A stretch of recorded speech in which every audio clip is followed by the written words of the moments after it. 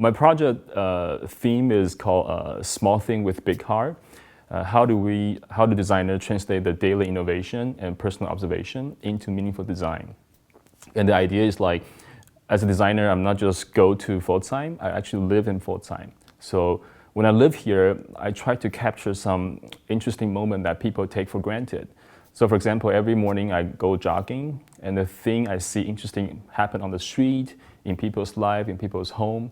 So one of the examples I could share with you is like, I saw people like when it's a raining day, and people put the umbrella against the wall, and just imagine, okay, there's something interesting here happens here.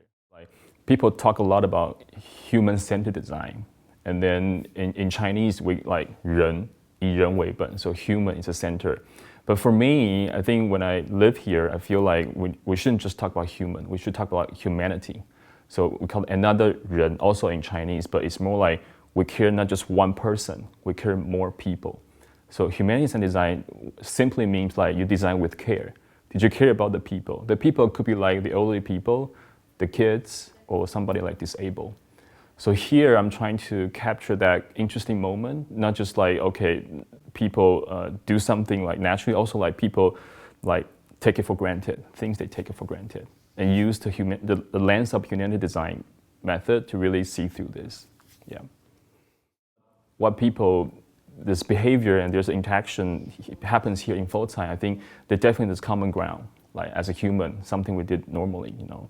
Like we normally want to like I said, like put the umbrella against the wall, or like we want to chew the plastic straw when you drink something. So I think that's super interesting. I think that not just happening full time. I think that's a common themes.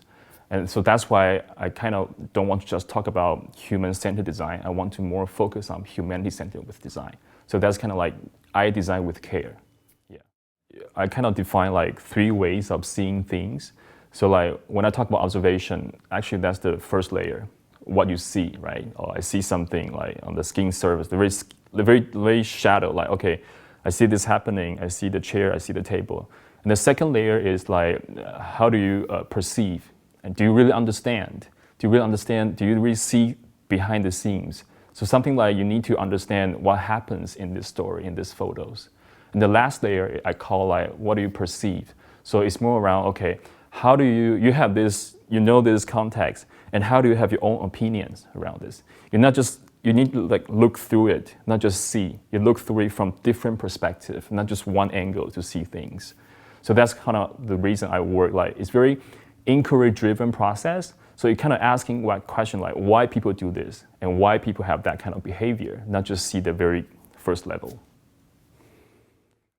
3D printing is one of the methods to do the prototyping, because I believe that all the design and all the process should through co-creation process. So I have some ideas and you have some ideas, let's co-create together. And 3D printing is the fastest way to do the prototyping for me.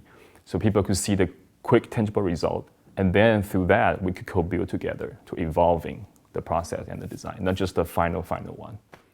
Like my methodology for my project, I think for me like 2 points. One is like I did a deep observation. I really like understand people, talk to people. I really experience like the life with people here. And then what you see from the photos is just one of the results. I think the whole process is all observation. So like deep observation. Besides 3D printing, I think one of the cool things I'm doing is like I'm writing the photo diary. So it's like the photo I captured, the experience I had, I put it in the book. So I call like design for consciousness. So like everything I understand, I observe, I experiences through my photos. And then there's a structure like why I captured this and how does that relate to people's life and what's the concept afterwards that triggered me to think more, not just like design out stuff.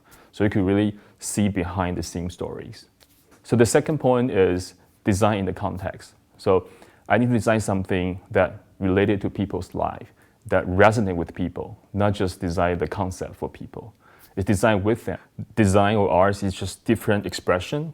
And then from people from different backgrounds, they have different viewpoint around things. So I really like, I'm open myself, I really like, okay, I put this out, like these items, even like, for example, like umbrella stand, I want you guys' opinion to help me to build and shape the ideas. I really enjoy that process because I do believe design is not a result, it's the process. So also, like as a designer, we kind of have inspiration all the time. So normally I will stay quite late here because I'm trying to reflect and reset, also refresh myself during the daytime.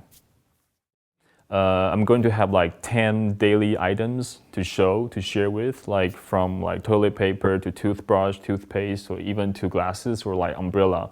And then this will be inspired by my daily observation and inspiration here at full time. And in the end, it also will be a small like diary book to show the whole creative process. And then